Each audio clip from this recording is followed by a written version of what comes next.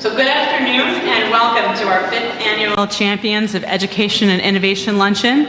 As you know, today we've invited AFT President Randy Weingarten and State Education Commissioner John King for a moderated discussion on common ground.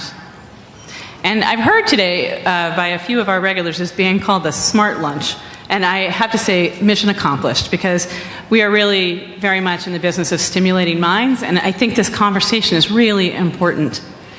I consider us incredibly lucky that you here are with us today. I consider this a gathering of exceptional thinkers and doers who lead with both head and heart. My name is Lynette Guastaferro, and I have the good fortune to serve in education as the Executive Director of Teaching Matters. And I really believe in the work of Teaching Matters. And I believe it couldn't be more crucial at this moment in time. And I believe we do our work very well. This right now is a pivotal time. Some might say it's a make or break time. The most sweeping changes to affect education in generations, the adoption of Common Core standards, have now been agreed to by the vast majority of states. And here is the crux of it for us. These new standards represent a great opportunity to elevate learning for our kids. But implementing those standards so that they have a real transformational impact on the opportunities for urban kids in schools, that is a monumental undertaking. And the road to effective implementation passes right through what we do, which is help teachers. We know for schools to improve that educators need systems of both support and accountability. And we know this because we work side by side with educators and teachers and principals, holding ourselves to the same standards and the same measures, working with them and not at them. And we feel that urgency and some of that frustration that they are having right now, because far too many of our children leave school without even basic tools necessary to succeed in work and life. And if you don't think that teachers are the most aware of that fact, well, let me just tell you, teachers wear that in their heart every day. If we fail to equip teachers with the right materials, supports, and also very clear expectations, something we've been missing, needed to do their jobs in this demanding transition, we could miss what is a really good opportunity to kind of vault this forward. So instead of that outcome, I think it's very important right now that we make a mammoth effort to support teachers and administrators through what is an enormous transition for them. I believe that our most vulnerable children are depending on us doing that well. So I am pleased to announce that this year Teaching Matters is partnering with schools in a new way, a deeper way. We have become a school network where we are leading 24 schools. Now this is in addition to the support that we provide principals and teachers from 350 public, charter, and non-public schools across New York City. But walking the walk of being a network has taught us humility and a whole new understanding of the complexity of this challenge. So how do we do what we do? I think about our work in two critical parts.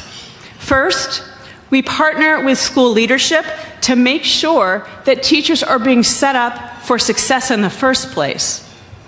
So, for example, really basic example, helping schools put in systems such as a shared curricula, common assessments, and really the time for them to work together to make sense of this and get better. Those basics have to be in place if we expect teachers to be successful. Second, we develop effective teachers who can lead other teachers. So, the reason I wanted to run that video again is because Miss Kim Pellegrino, who I think is a great unsung teacher, was supposed to be here today. I called her up. I said, Kim, we're going to have John King, Randy Weingarten, Shale's going to be here. I want you to come and I'm going to recognize you in front of everybody. And she was excited. She was going to buy a new dress. She was on. She called me up yesterday and she said, Lynette, my team, we're going to have a review. I can't leave my team right now. And I was like, of course you can't. So if you want to know what a teacher leader is, that is a teacher leader. That is teacher leadership.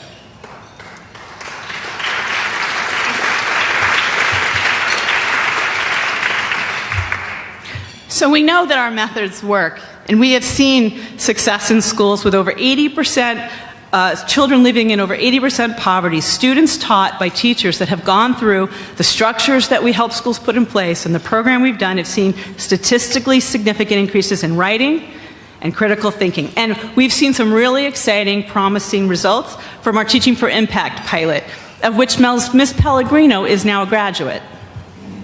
So our call is to further develop and to retain, and we haven't even gotten into the retention issue that we're having with urban teachers right now, to retain the most effective teachers who will grow and stay in this very demanding profession that we have.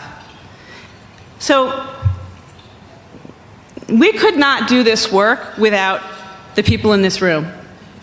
And there's a wide range of people in this room coming at this issue from all sorts of directions and positions. And I want to take a moment to single out a few of you, and I'd ask if you could please stand when I say your name so we can recognize you. So first and foremost, I want to recognize great principals, because we know that great principals are critical to the success of teachers. Every year, Teaching Matters brings together an impartial panel to identify an excellent principal to receive the Elizabeth Rowaton Prize for schools where teaching matters. I want you to please join me in congratulating Junior High School 52, Dr. Salvador Fernandez, for his incredible leadership on behalf of his teachers and his students in Manhattan's Inwood neighborhood. Would you please stand?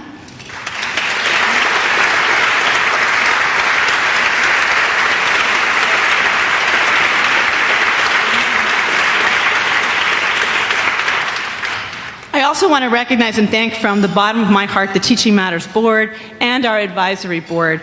We are really fortunate to have people who volunteer their time, who listen and who push us, but always keeping our mission and our values in mind, and I'm grateful to you. So I will ask you to stand so people can know who you are.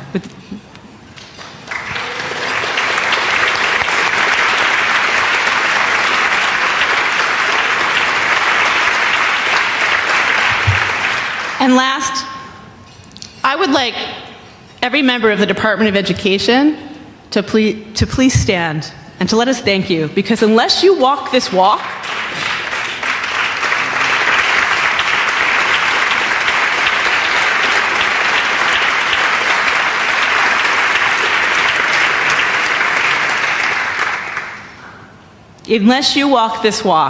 it is impossible to understand the complexity and the challenge of supporting over 1,800 schools across New York, and I am humbled as a network leader what that looks like.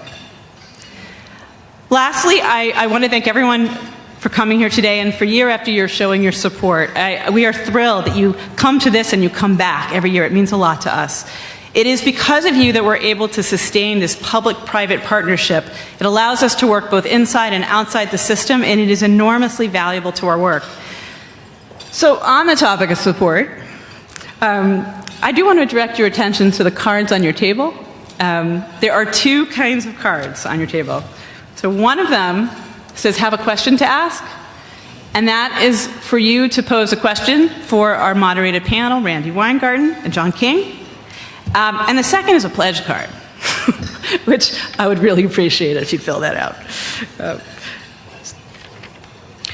So before we begin lunch and our discussion, I want to take a moment now to recognize and present to you our champion of education and innovation.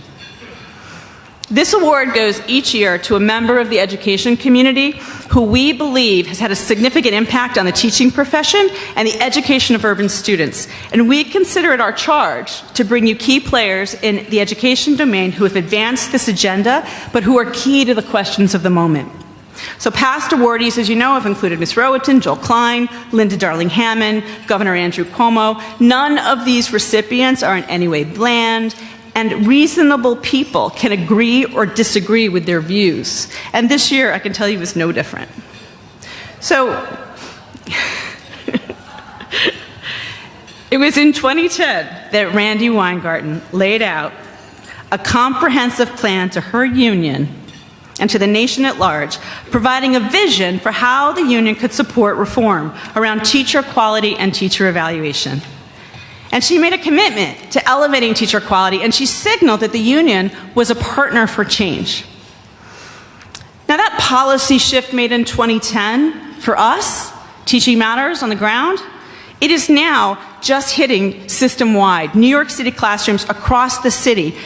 And working side by side with principals and teachers, we are witnessing the change, and I believe that this change is profound. For the first time, system-wide, every principal, every teacher has the same set of expectations for what great teachers do. The first time. It is not only the basis for teacher evaluation, but it is a roadmap for them on how to get better. And what we're noticing is that it is changing the conversations that are happening between principals and their teachers, and teachers with teachers. And it has definitely raised the standard for what good instruction is.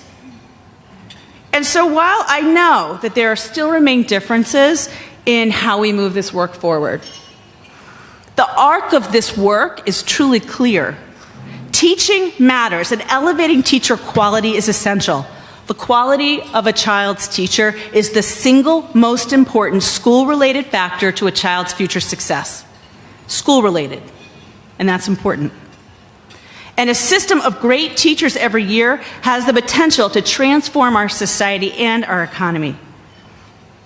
So Randy, I would like to invite you to come up to the podium. So for elevating teacher quality and moving the conversation forward, I want to recognize you, Randy Weingarten, as a champion of education and innovation. Thank you. Thank you very much.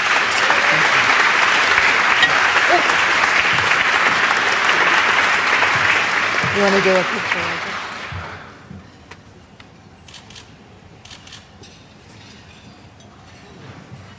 it? Okay, I don't have my boxing gloves today, even though I did really love that Lynette is saying that every time the word before discussion or conversation is the word moderated.